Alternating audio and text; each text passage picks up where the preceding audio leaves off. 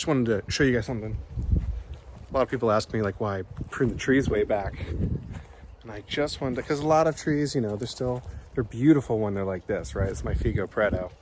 But I wanted to show you all, I call it a reset year, where I wanted to focus on growing a lot. Don't necessarily do this with a new tree, but do this with an established tree if you want to reset it. You don't like the way it's behaving, maybe its growth is a little stunted, and you chop it down to the ground. It's my Paradiso gene, the Paradiso out of UC Davis. And what I did is I chopped it down to the ground. So here we are, just a stump. Probably, what are we looking at here?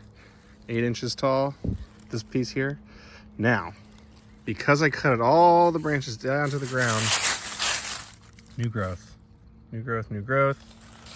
Come around the corner here, all of this new growth. Now this is actually the second time. Last year I did the same thing last year, and this tree ended up being about 8-9 feet tall. It took up this entire space. So I just want to reassure anyone whose trees had a tough year that you can give your tree a reset year.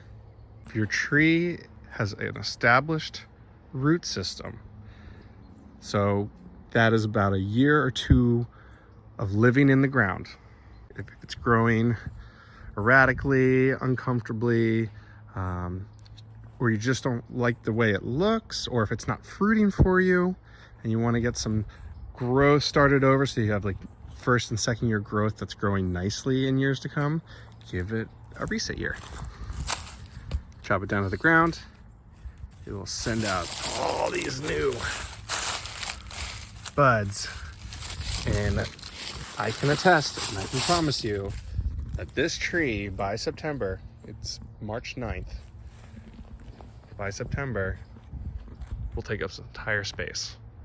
That is the beauty of fig trees.